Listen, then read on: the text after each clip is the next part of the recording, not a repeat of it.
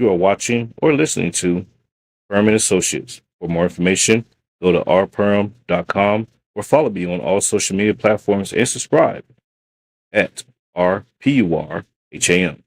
Thanks. See you over there.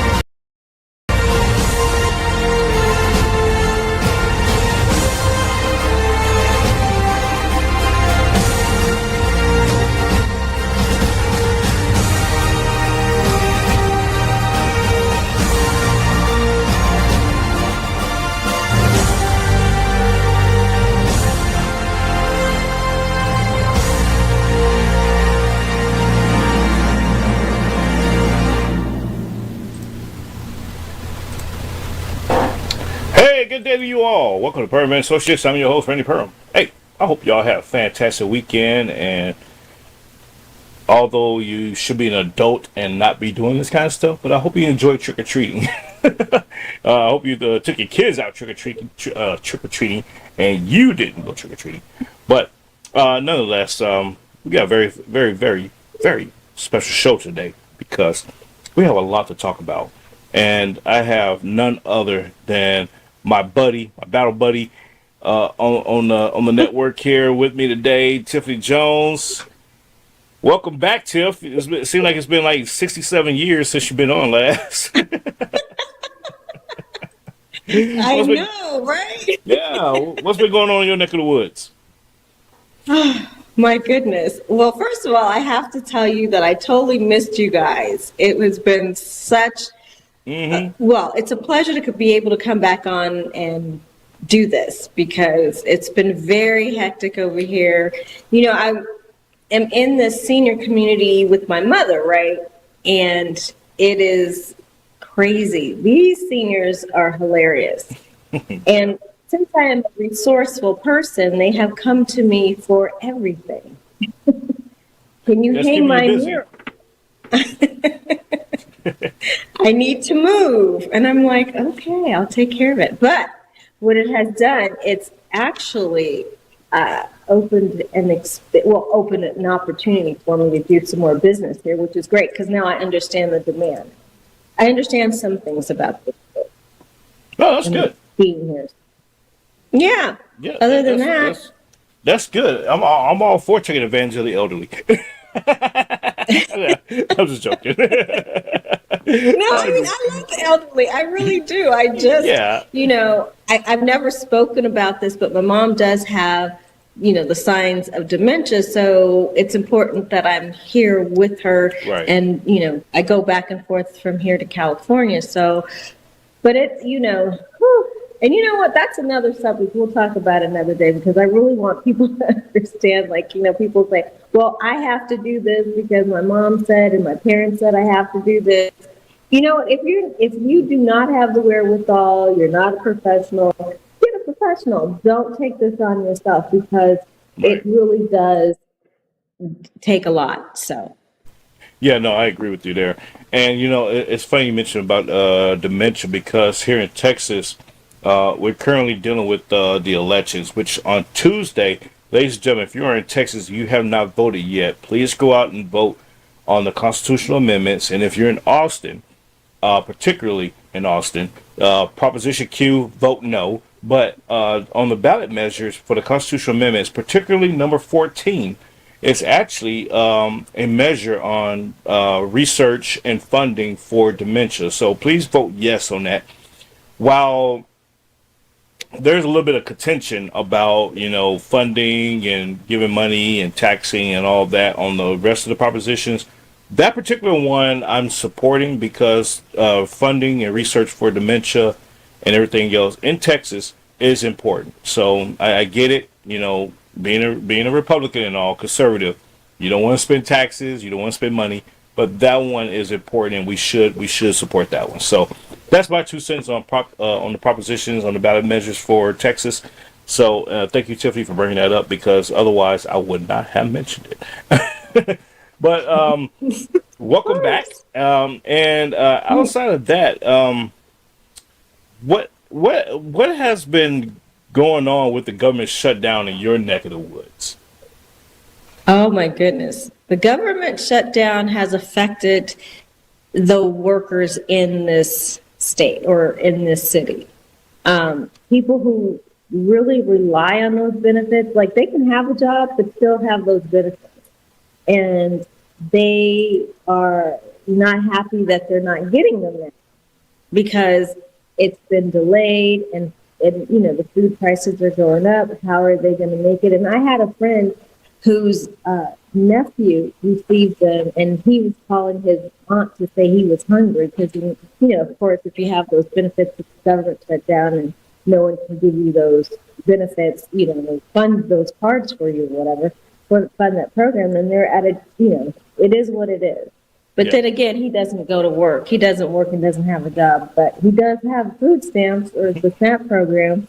That's another conversation. Yeah. Because I'm glad you mentioned that. Because is he a fully capable, even partially capable? He's fully capable of having a full-time job, yet he hasn't gotten off benefit program. I know several people personally, not just by wind or third person or whatnot. I know personally several people that are on, some form of welfare or another, and they take advantage of the system. They game the system. They are intentionally utilizing the system, knowing full well they don't qualify for it. And they're okay with this because they have lived a life of luxury being on these programs, and it has created a sense of dependency on it.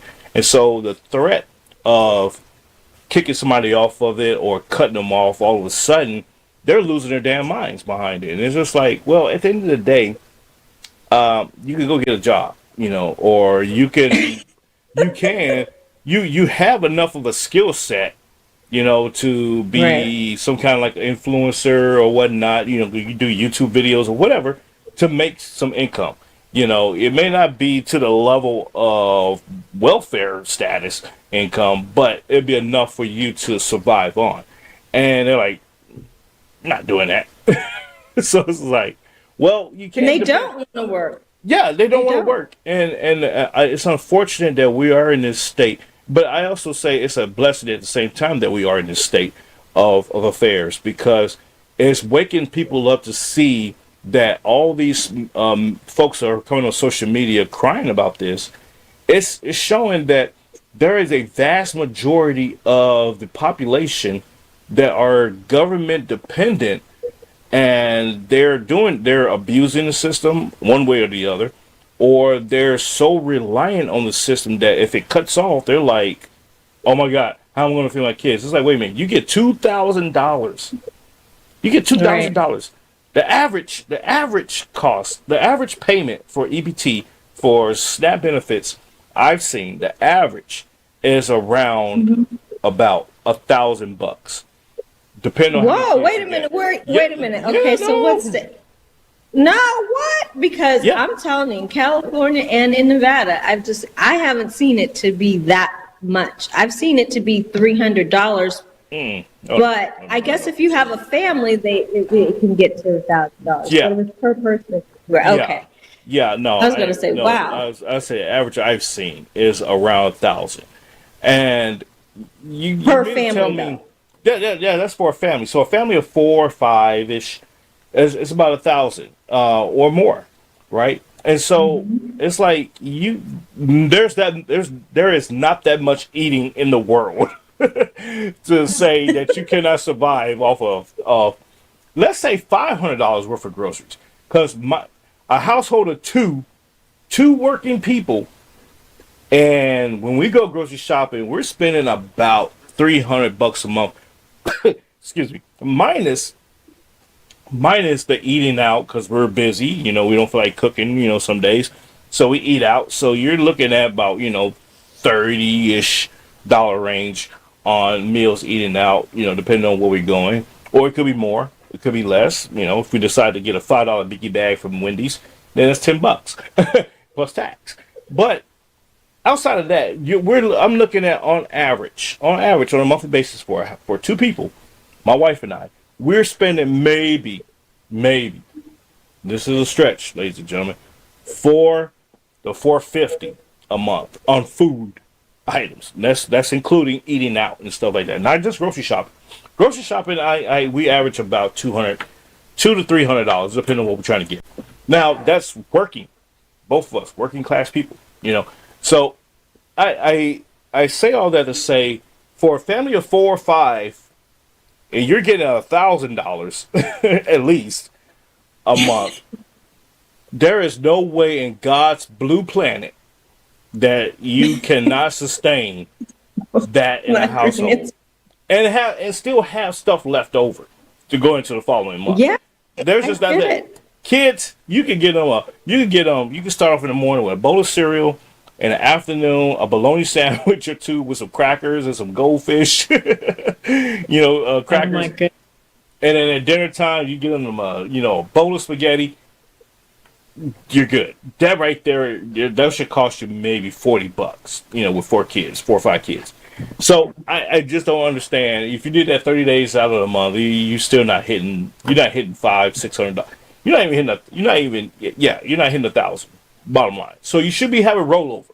And if you stock up with that money that you got in the month, you shouldn't be running out of food the next month. It's just impossible. But I'm going to tell you what they're doing. I'm finna snitch. I'm finna snitch. Ladies and gentlemen, you can get mad at me all you want. Here we go. You can get mad all you want. I don't give a damn today. You can get mad all you want. This is what these folks are doing. The folks that are getting, I ain't gonna say everybody, but the vast majority, and you know who you are.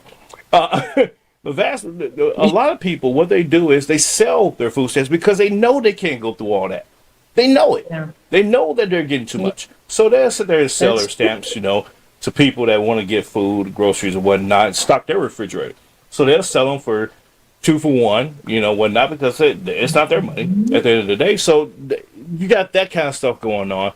You got the splurging, so they would go to the store and EBT it up on snacks and everything else.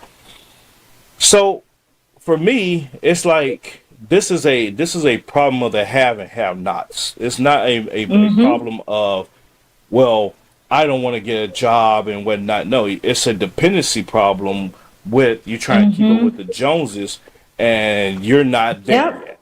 So not to beat a dead horse, but I want to play this video to accompany our conversation because I found it to be succinctly said. So let's watch this. Food stamps and live. A lot of people that are on food stamps and live in really poor areas also are Trump voters. I'm seeing a lot of videos right now where a lot of people are really pissed at Trump. They weren't mad at him when they got to see other people lose stuff, but now that it affects them. See, we're dealing with the kind of person here that takes joy in watching people lose stuff. They were indoctrinated from middle school. When they watch their middle school team lose or win, they get to go, ha, ha, ha, ha, I love watching you lose. That's what America does. It's called indoctrination. We now have a president who is like a toddler. He made an AI video where he dropped excrement from a F-whatever fighter jet, and he's wearing a crown.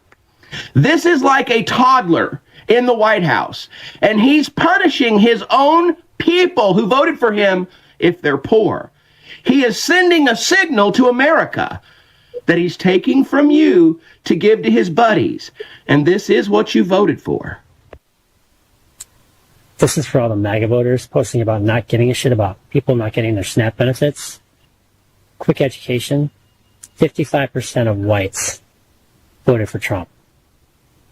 Whites are the people who use SNAP benefits the most. They make up 37% of SNAP benefit recipients. And most of those people are in the Southeast and other rural areas. So you're talking about your own people, motherfuckers. God, you fucking stupid. Think about that for a little while. Enjoy your fucking Sunday. Fucking dumb shits.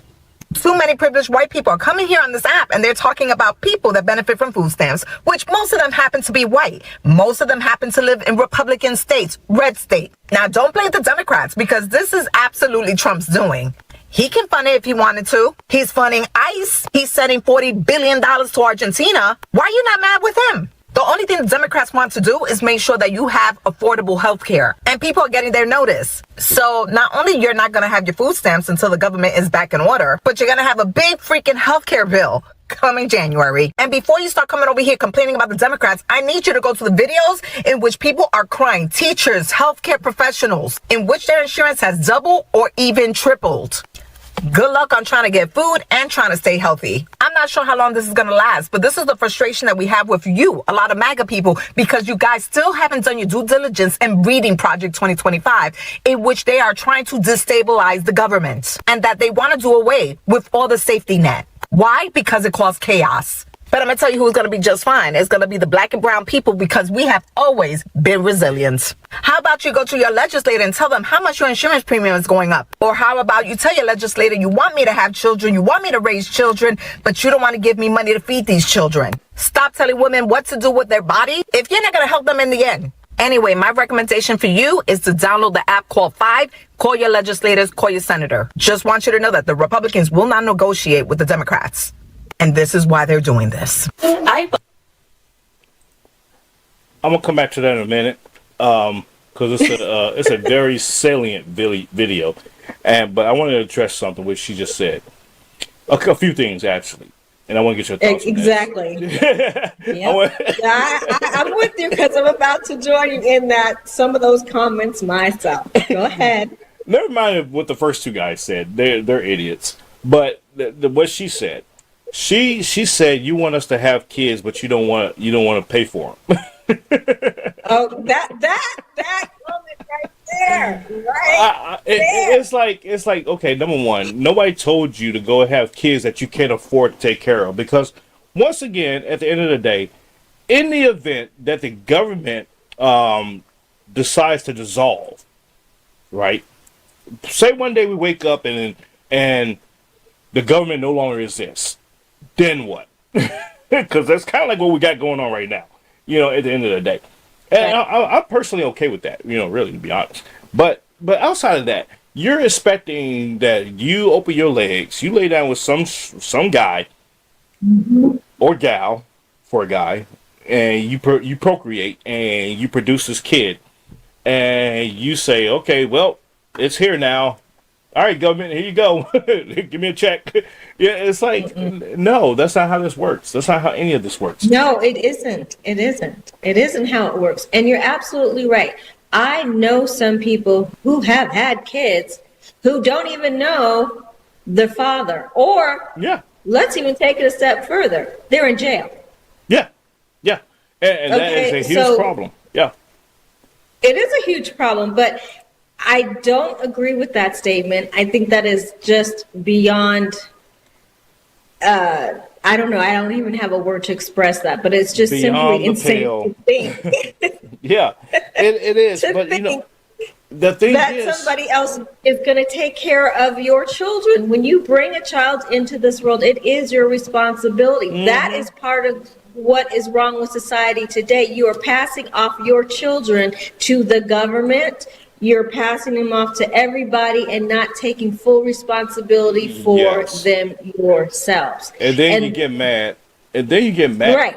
Then you get mad when the government tells you what to do with your kids. They gotta be in school. They gotta be vaccinated. They gotta be this. They gotta be that. They need to be in the house by 9 o'clock or 8 o'clock or when the street lights come on. Whatever the case is. They get mad. They're like, well, you don't tell me what to do with my kids. It's like, oh, okay. You want me to tell you with your kids? You take care of them bastards then. No, well, let me take my money back let me take part. my money back. That part. So Yes. that, because I'm funding you to take care of your kids, and now you're going to tell me, okay, Butt out. so let me Okay, take I'm my gonna butt money out. back. Yeah, don't worry about it. I'll butt out. And watch this. Hold my beer. And then so you know it's like, oh, you took my money. No, it was my money to start with. But Right. I was being benevolent and giving you some of it.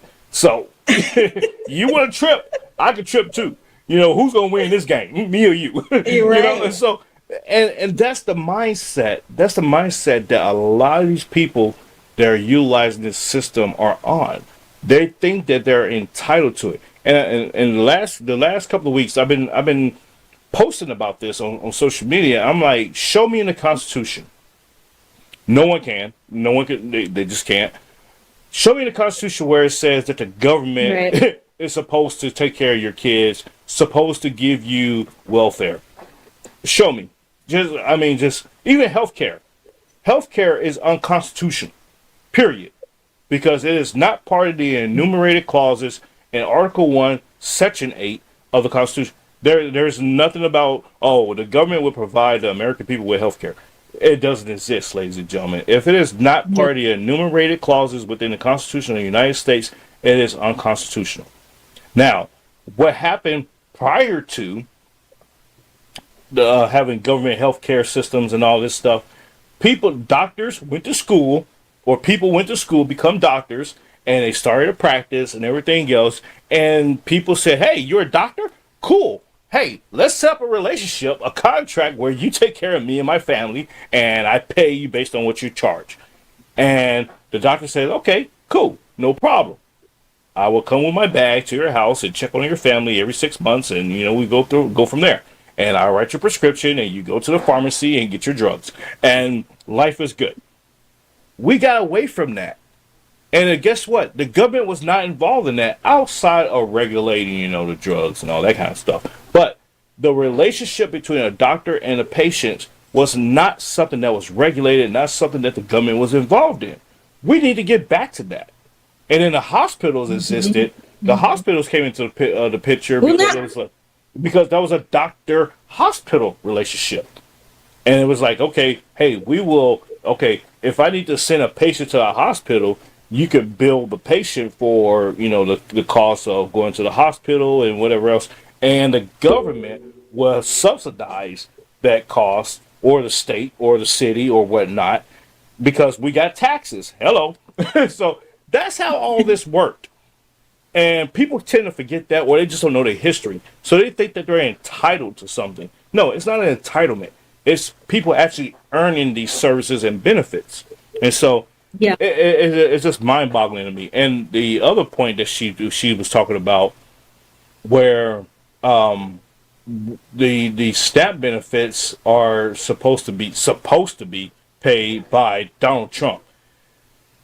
You're telling us right then and there that you don't know how government works. The shutdown was not caused by the Republicans, because at the end of the day, all the Republicans voted for the same continuing resolution that was voted on under the Biden administration 13 times. And the Democrats decide they don't want to play ball, because why? They want to have these additional funding and extend the credits, which, by the way, that no one's talking about, doesn't expire into December. The continuing resolution was to end through November. And then it was going to come back to the negotiating table and talk about the healthcare piece in December. But the Democrats was trying to jump ahead of it and say, oh, we're going to shut down the government if you don't give us the healthcare stuff now versus in December. And so this is the impasse that we're dealing with right now. A lot of people don't know that. A lot of people don't want to talk about that do know this. So to sit here and say that Trump is doing all these things, you had a No Kings protest, and you think that Donald Trump is a king. I see why. Because you actually don't know how the government works. And you think that Donald Trump is just sitting there all day and all night just doing all these edits and saying, hey, I want this to end. I want that to end. And the last point I want to bring up is Project 2025. Vast majority of the people have not read Project 2025. Okay, it's over 900 pages. I skimmed through it. I did not read every line item on Project 2025. And the things that I did read from it, I was like, okay, cool. So it's like, well, what's the issue? I don't understand it. Because Project 2025, what it does, ladies and gentlemen, for those that have not read it or don't even know what it's about, I would say a edit slash a proposal, if you will, Right. on how to end all of these social programs in the federal government and how to actually make the government more efficient. And so, yes, if you got, illegal immigrants in the country, they're drawing from benefits and everything else, straining our pool of money, straining our pool of resources. There you go, Tiffany. Go ahead. Go ahead, Tiff. I really, that right there, that statement. And then you want to get mad. People want to get mad about what he's doing. Okay, so you have illegal immigrants, and some of my friends talk about their cousins and their family being illegal and what they do here. So why is it that you want him to fix something, and then when he goes about fixing it and says, okay, we don't mind immigrants being in this country, just do it the proper way that, is required by the United States. Yeah. What's required by the United States, that is what you should do. But you do have a bunch of people that have come here to get benefits, and those people who pay premium insurance, PPO insurance, right? To have PPO insurance, meaning that's not an HMO, you have your preferred pick of your physicians and everything else. You can't even benefit from, going to the hospital that's down the street because there are a bunch of immigrants taking up those beds. Thank you for saying that. I know that.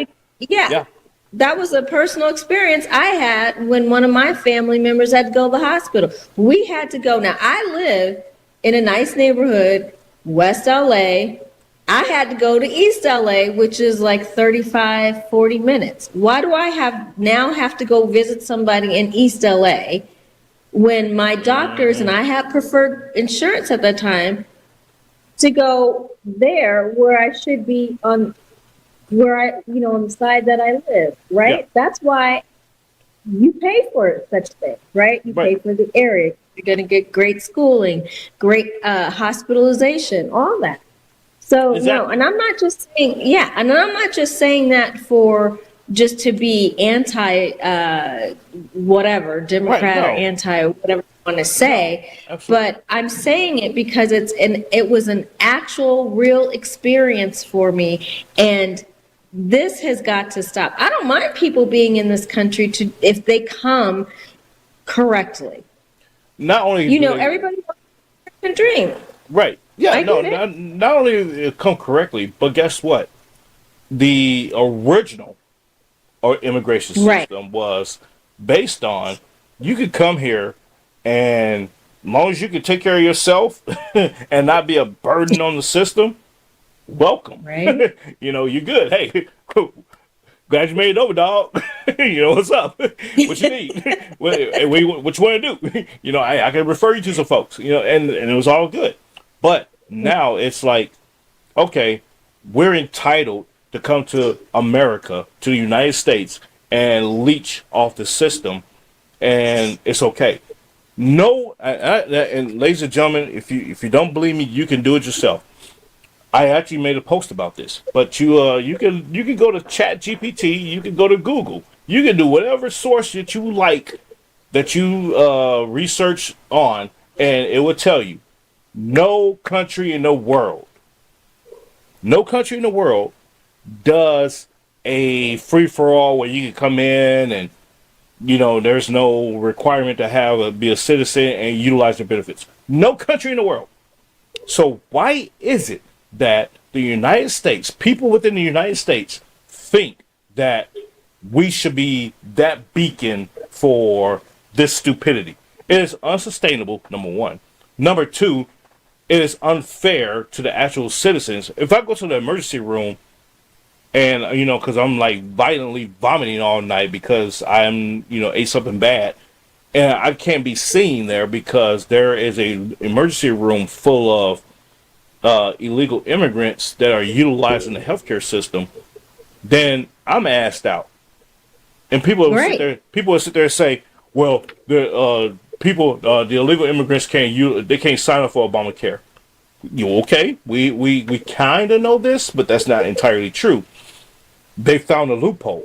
They can go to the emergency room and utilize services because you cannot be denied care. And guess what? They're not going to be billed because guess what?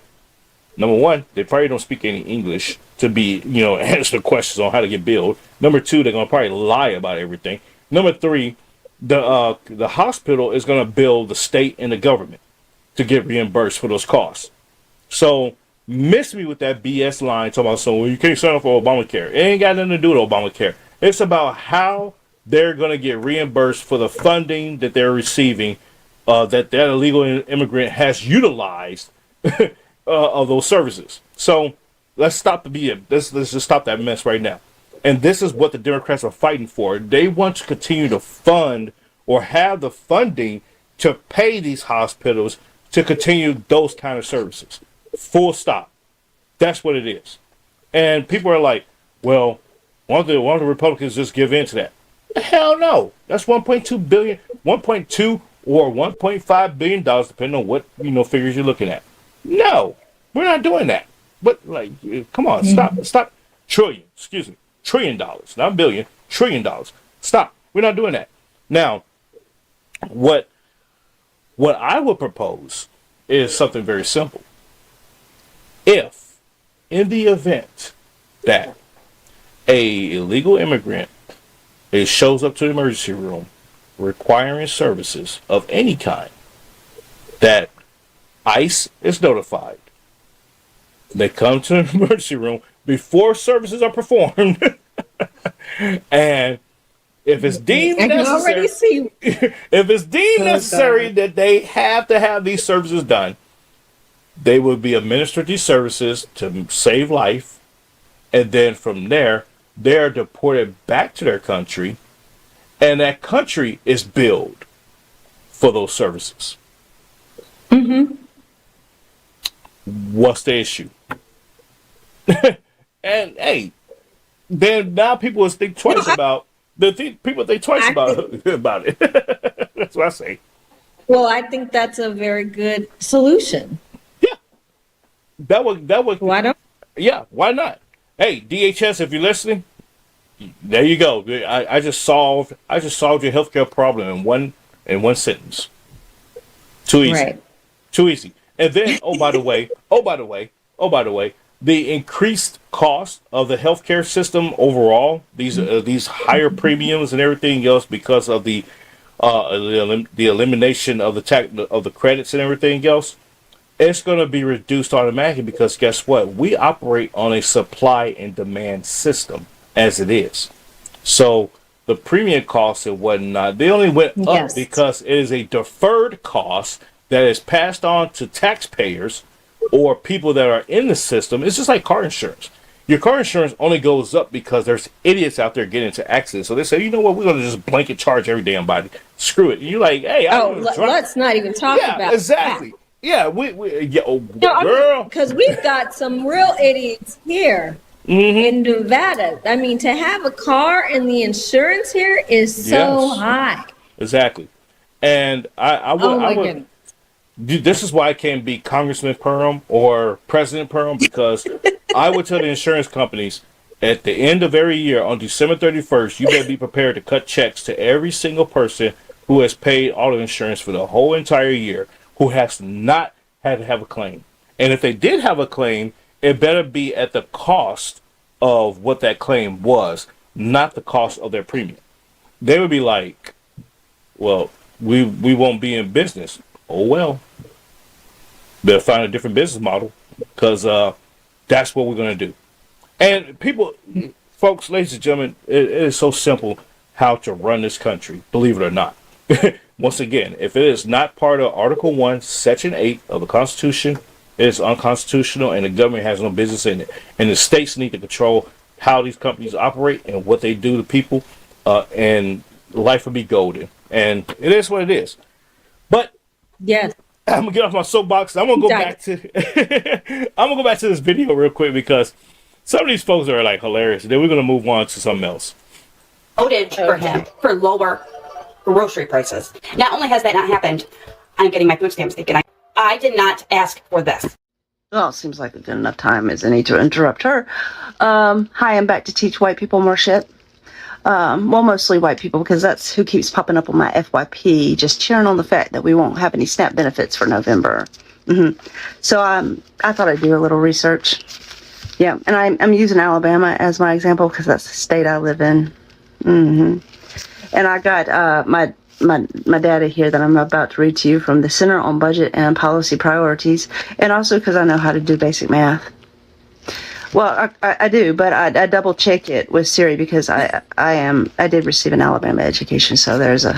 Anyways, yes, that's neither here nor there. I said, how many people in the state of Alabama, our population, are on SNAP benefits, and they said 750,000 to 800,000 people in the state of Alabama are on SNAP benefits, and that's our population, by the way, is 5 million.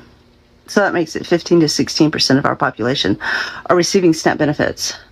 And I said, so if we took each state, the percentage of their population on SNAP, and ranked them from highest to lowest, where on that list would Alabama fall? And we are the 11th highest on SNAP benefits. It's not really that good. They said 1 in 6 households receive SNAP benefits. I said, out of curiosity, how many people in the state of Alabama receiving SNAP benefits are white? It said 37%. I said, okay. That's about the same as our national average, so to be expected. I'm just going to give you a little bit more information to tie this up. 64% of the population voted for Donald Trump. 64% of the people who voted in 2024 voted for Donald Trump.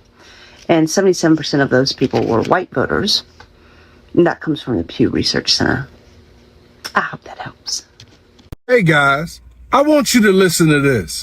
And the update this morning was they really want people to know that SNAP funding does not have to run out on November 1st. SNAP is actually funded and designed to not run out during a government shutdown.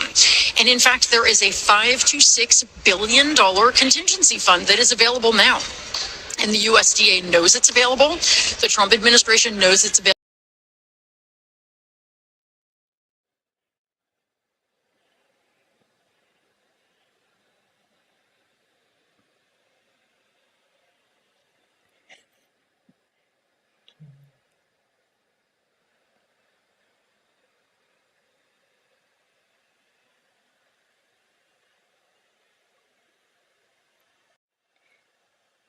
The volume.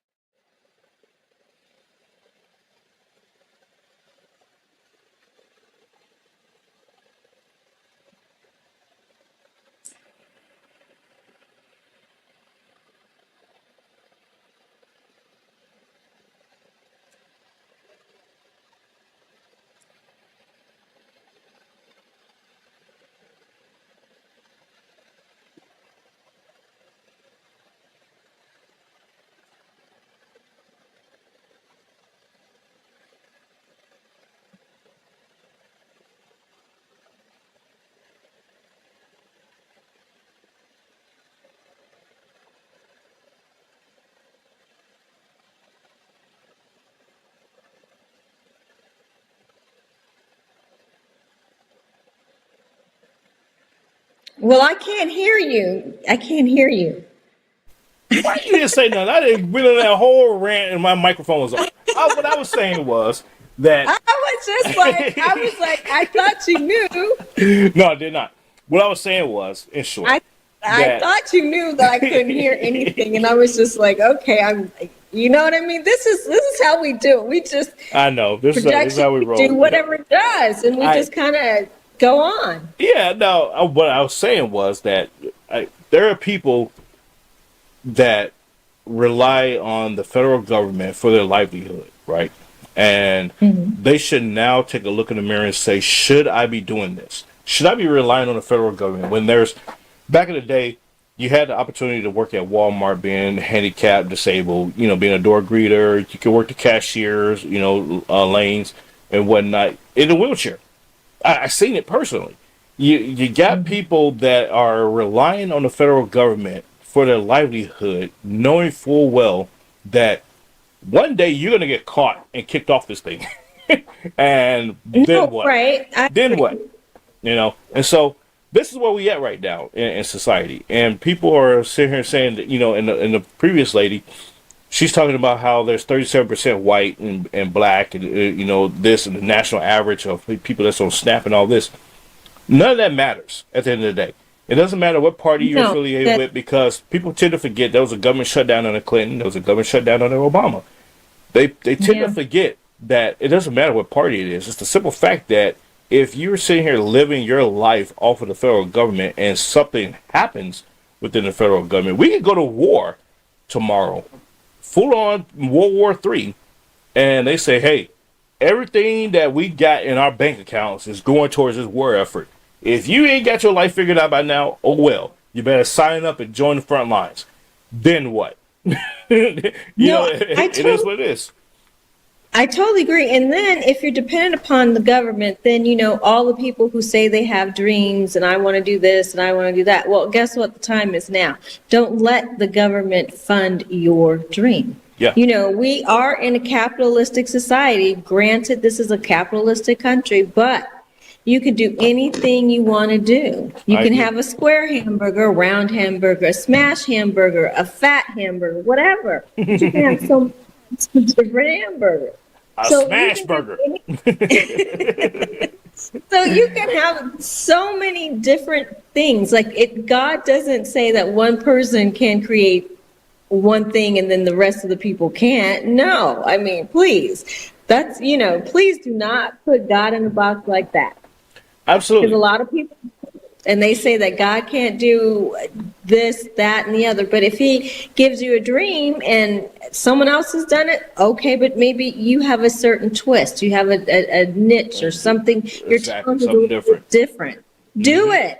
Stop depending on other people to make it happen for you. Absolutely. Because I will say you are made in God's image, and Jesus came, died on the cross, so that you could have the same power as you can. So, I agree. In my opinion, I don't see how this is so complicated. Just do it like Nike says. Yeah. A friend of mine, Patrick Hampton, I'm giving you a shout out, sir. I love your work, love your posting. You said, when you give the government power to feed you, you also give them the power to starve you. That's why socialism never works. Now, there's all this commentary supporting socialism. And they're like, oh, the United States is a socialist nation and da-da-da-da. We're actually not. If you want to get technical, we're actually a mixed market society. But I know a lot of people probably don't even know what that means. But that's fine. I'm not here to insult no one. I'm just stating facts. But being a mixed market society, yes, we have some social programs, some safety nets to, be benevolent to those who just can't get right, or to those that just are disabled, or, whatever, they feel on hard times and whatnot. We got to have these things. Every country in the world does, to some degree or another. But to think that the idea of socialism to its totality is something that will work in America is absolutely fallaciously false. It is. It won't happen. It can't happen. And if it did happen, then you kind of see that you're gonna die tomorrow, type of thing. So it's people. I challenge people that think that socialism is a great thing. Take your neighborhood and get everybody to agree to incorporate a socialist, economy in your neighborhood. Whether you live in a subdivision, whatever, and say, hey guys, let's just try this for 30 days and see what it looks like. No one has a job. You can't go to work, right? You have to take the resources that you have and you have to divvy it up amongst each other and see where it goes. No money's coming in because guess what? Margaret Thatcher said it best. Socialism is great until you run out of other people's money. So you take it to the final stage. There's no money coming in, and now you have to figure it out amongst yourselves. I don't know if people remember the old classic novel that turned into a movie called Lord of the Flies. Oh, I do. You see, people don't remember that. Ladies and gentlemen, go back and watch Lord of the Flies. Read it. They'd have to read the book. I had to read the book. But you had to read the book. Yeah, I had to read the book in high school as well. Me too. Go back and read or watch Lord of the Flies for those that can't read and you probably don't have reading comprehension skills and all that. So fine, go back and read. Not to insult no one, but go and watch the movie Lord of the Flies, and you will see that they had to create a socialist economy in their little compound and see how that worked out for them. And you'll be like, oh wow, that's crazy. Hell, watch 1984, George Orwell. Another book. Go watch that. Go read or watch 1984, and you will see that once again, socialism does not work in the results of that. But folks think that Zoran Mondani in New York is going to bring a new wave of socialistic. he has a new blueprint, and he's going to implement it in New York, and they're going to be all happy and good. But oh well. Tiff, I want to, in our few minutes that we have left here, this is a more pressing issue. I did not intend for us to spend this long on welfare. On Snap. On Snap, yeah. But the Virginia governor, the gubernatorial race in Virginia, Winston Sears and Abigail Spanberger, a very interesting race. And for those that are watching, you see I just put the picture up of what they look like in the corner here. For those that don't know what's going on here. Winston Sears is currently the lieutenant governor of Virginia, and Abigail Spanberger is running to be governor.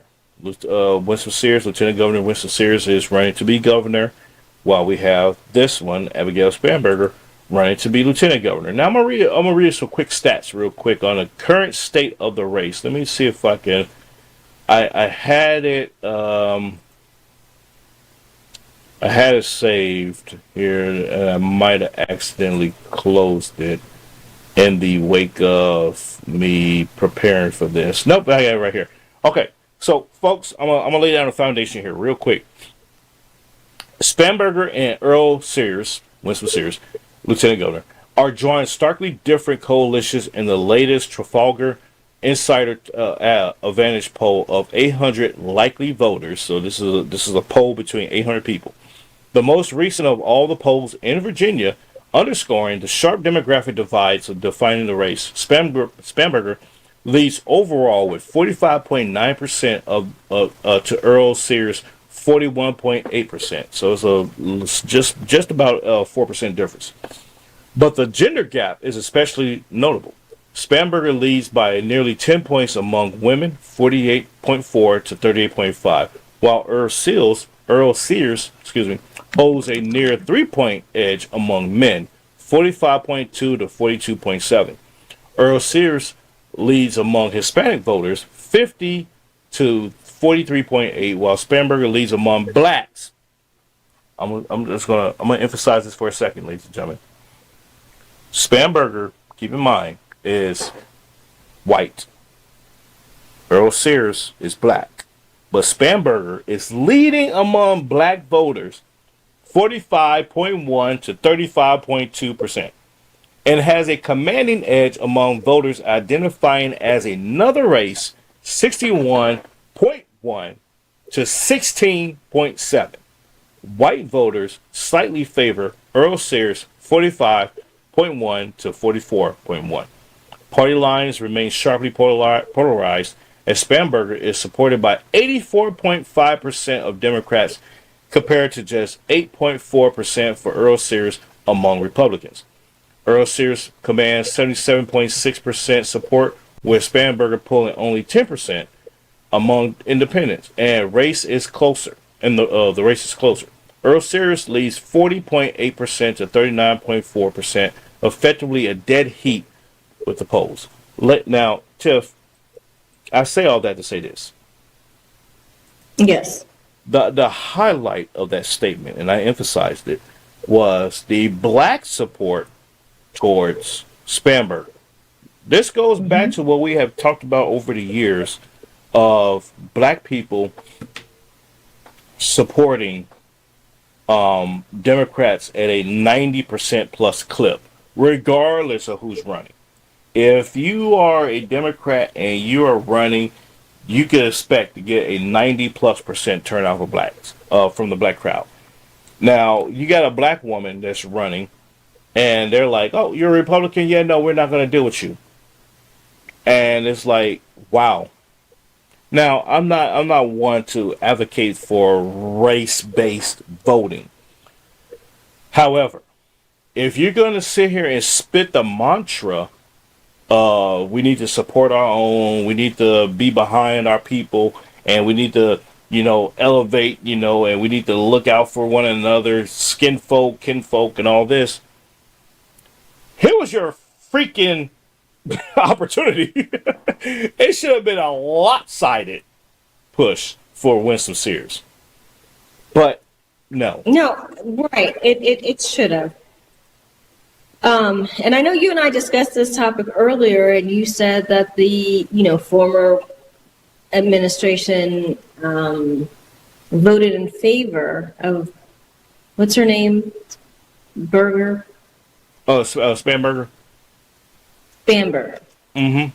So, yeah, that is a problem. Yeah. Hey, they're just going to vote. I'll just tell you, it's no different from the Republican than the Democratic Party. No different. Yeah. No. Mm-hmm. No different. Go ahead. So, people like you say will talk about inclusion and why did you not support the black person? Mm-hmm.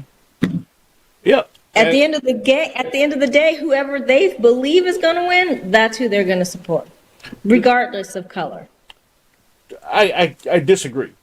They're what do you mean you disagree? The Democrats are going to what? Oh yeah. The Democrats. Yeah, the Democrats. Yeah. I thought you were talking about black people. My bad. Yeah, no, Democrats. Oh, yeah, no, absolutely. No. Absolutely. No matter what they're pushing, no matter who it is, if they're a Democrat, they're going to fall on it. They're going to toe the line for Democrats. Absolutely. Now the kicker here is Shamika Michelle. And she says some things very salient that I want the audience to pick up on here. I think my tolerance is very low for black leadership. I think it's like this much. I may have this much left for black leadership. And that goes along with the NAACP, the National National Association for the Advancement of Colored People. Not people of color, colored people. Advancement. Patience thin. Patience so thin. You listen to it for yourself.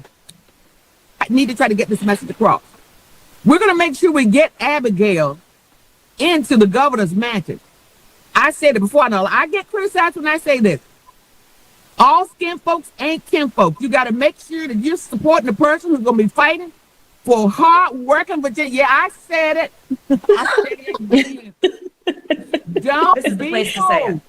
Don't be fooled by all of this nonsense that you see out there Look, we don't need somebody who looks like me in the governor's mansion carrying an agenda for Trump and for Youngkin. I'm not having it. So every time I get a chance to tell people this, I said, look, we need somebody in the governor's mansion who is going to sign the bills that affect the income levels, all of the rights of the working people of Virginia.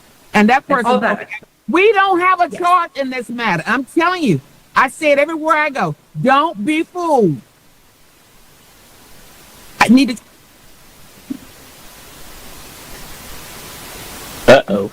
Listen to this loudmouth, gray wig wearing NAACP representative talking about the fact that all skin folk ain't kin folk. This is what I'm telling y'all. And it's so frustrating. The same people who just last year were telling us that we needed to vote for Kamala because she was black is now telling you all skin folk ain't kin folk. And the liberal white woman on the platform with her nodding as if she has any right to be in that conversation and agreeing. Liberal white woman, what do you know about skin folk and kin folk? Nothing. This is Senator of Virginia promoting race foolishness. And this is what I'm talking about. And this is why I'm saying that my frustration, it's growing every day with black leadership. I don't have, maybe, I may have this much patience. The NAACP, founded in 1909, its mission was to ensure the political, educational, social, and economic equality of all citizens and eliminate race prejudice. But these days, it looks more like they're protecting political power. When we examine what they claim to stand for versus what they actually stand for, I raise an eyebrow. I'm gonna stop it right there for a second time, but she goes on for another about 5 minutes on about the NAACP. But for folks that don't really understand or know the history of the NAACP, I'm gonna say it real briefly. W.E.B. Du Bois, for those depending on how you want to look at his name. I say Du Bois, but you know I do too. Yeah. So W.E.B. Du Bois and company, a group of people, they started the NAACP in this capacity of saying, hey, we need to have, back in the day, what would be considered now social justice programs, right? And saying that, hey, for those that don't know, go back and you can read some of his writings and his work, The Talented 10, and stuff like that. And it was like, hey, we got to take 10% of the best and brightest of black folks and elevate them up to the positions of power, economics, politics, and everything else. And that way they could trickle that down to us lower people, the other 90%, and bring us up, type of thing. That was the kind of like the construct there, right? Right. However, it was because W.B. Du Bois was a socialist. He was a devout socialist. A lot of people don't know this about him. He was a devout socialist and had to be exiled out of the country and everything else because he was just crazy. But the organization lived on up to the present day, but it has transformed itself over the decades, and it has become an arm of the Democrat Party to keep black people on the proverbial plantation for the Democrat Party. So if you are a member of the NAACP, you better toe the line and do what they tell you, or otherwise you are castrated out, and you can forget about any kind of I guess you would say association to not only their organization but to other professional organizations, because they crosstalk, right? And it's interesting to see how you have a black woman who's running for office, and your mission is to support black people running for office, and you say, yeah, no, you're the wrong party, so we're going to support the white woman. And now they're the they're the National Association for the Advancement of Caucasian People. There you go, ladies and gentlemen. Right, and I understand that, but I also understand that some of these mayors and governors, black women, have been under attack for some of their terms. Like in Louisiana, there was a black mayor, and she was being tested all the time and even in California, same thing. I mean, these women are being challenged, and I get where they might not want to put a black woman in that position to be challenged that way, because it is happening. And you know what I mean? So I can understand that, but at the same time, if you're going to speak inclusion, and you're going to speak we're here for you, and you're going to speak about the NAACP and whatever else you're going to talk about, then yes, you need to support. Yeah. And I'll say this, people think that, when you run for office, even in the Republican Party, the same thing occurs. It's just, at least what you're dealing with in the Republican Party, right? True. I ran for office, ran for office. At the end of the day, they ran a white man against me on the same ticket, and then my opponent was saying that it's time for a black woman to be in the Senate seat. Essentially, they weren't looking for this white man.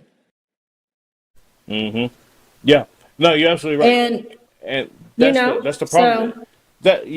I'm currently dealing with the situation here in Texas. I'm managing a congressional race right now, and a black woman is running, and against a assumingly Iranian guy who's a current member of Congress, but he's passed himself off as Hispanic. That's fine.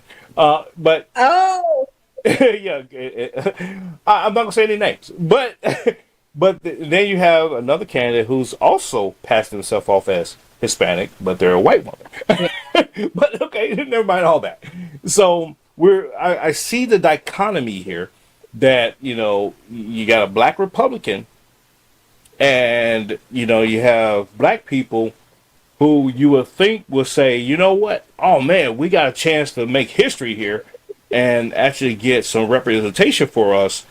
Regardless of the party affiliation, but just a simple fact of we have an opportunity to flip this seat from a white person, and have somebody that represent us and looks like us in a sense. Yeah, no, it's not happening. No, but maybe things the tides will change come election day. I don't know, but as it stands right now, that does not seem to be the case. As we have gone around the district and we talked to folks, and a lot of the black folks like, you support Trump, oh my God, and it's like, okay, what happens when in 2 years when Trump is no longer in office? Then what? You're gonna bypass an opportunity because you don't like Trump? Trump is not. If you say that you don't want no kings, Trump is going to leave the White House in 2 years. So, then what? See, this is the problem with black folks. They don't think for the long term. They think in the now.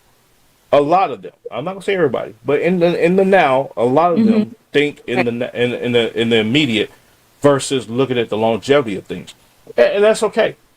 If you love it, if you like it, I love it.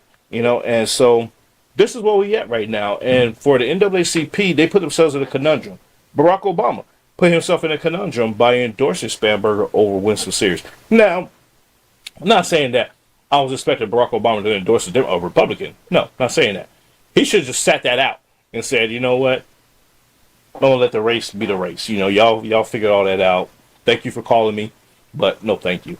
And he would have saved some grace there. But now he's getting dragged through the mud. It's like you just last year was telling black men that if they don't support Kamala Harris, that they're a misogynist and that they're sexist and everything else. And the NAACP is going around telling people, oh, if you're not all skin folk is kinfolk. You're right. You're absolutely right. I totally 100% agree with that. Not all skin folk is kinfolk, because we have enemies within our the midst of ourselves. We do. But however, if you're going to sit here and preach the mantra of we need to support our own and this, that, and the other, then you should set aside party politics. You should set aside the fact that she's a Republican and say, I'm supporting you for the simple fact of you're a sister. And this is what we do. You should. But they're not, because they're hypocrites. That's why I never supported the NAACP. Yep. Just for the record, ladies and gentlemen, I've been a Republican for over 25 years, and I'm going to tell you right now, I have never, ever, not one time, said anything of praise of the NAACP. Never. Don't like them. Never did like them. And I hope they get disbanded. But, folks, you can go follow, what's her name? Shamika Michelle on her YouTube channel. She puts out great content, and check her out. I will give credit where credit is due. And in this footage here, because she put out some amazing information in the hour of her content there. So, well, Tiff, let's wrap this up, because we were over an hour. Yeah. I know. And I know you gotta go. We gotta go. Yeah, I know we gotta go. We gotta go. Go ahead with your final thoughts. Okay. Hey, the government shuts down regardless of what administration, Democratic or Republican, just go with the flow. You have to go with the flow. It'll get better. There's some things that the president is doing now that he needs to do. And, we'll see better things coming later. So, and to this race, all I can say is may the best person win. How about that? I don't know who's got better qualifications. I don't know, but in this regard, I'll just say, may the best person win. Yeah, no, absolutely. I get it. There's some background with Lieutenant Governor Sears. I get it. A lot of Republicans are kind of like repulsive for getting. They're like, yeah, she's, yeah, right, yeah. I get it. But however, in times of turmoil, we need to come together. Tiff, thank you so much for being here today. Thank you so very much. Absolutely, it's a pleasure. And we'll see you soon. Hopefully, he's going to another hiatus on me. No, I'm not going to go into another hiatus. I mean, we both have been very busy. Yeah, as a matter of fact, like I said in the beginning, I totally miss you guys. Yeah. I miss being here with you. So we'll do this soon. Yeah, absolutely. All right, ma'am. I will talk to you soon. Take care. God bless, and be safe. Thank you. You too. Okay. Ladies and gentlemen, Tiffany Jones joining today, and we're getting it in. Like I said, we had a lot to cover, a lot to talk about. And it's crazy times that we're in, but this is what we have, folks. And you know me by now. I'm gonna keep it real with you. I'm gonna say what's on my mind. I'm gonna say what's real and what's the truth. And some folks may not. I get text messages, I get phone calls. I don't like you said what you said, and I don't like your delivery. I don't give a damn. So it is what it is, folks. But all right, I'm gonna holler at y'all. I'm gonna get out of here. I got some stuff to take care of, and so y'all be safe, and see you all maybe later on in the week. I don't know yet. I got a lot of stuff planned up, so yeah. Just see you when I see you. So be safe out there. Take care. God bless, and have a fantastic week ahead. I hope you enjoyed today's program. You can follow, like, share, subscribe on Spotify, Substack, Rumble, YouTube, Facebook, and your news. And also, you can download Let the Truth Be Told app on your favorite streaming platforms, such as Fire Stick, Apple TV, and Roku. Take care. God bless.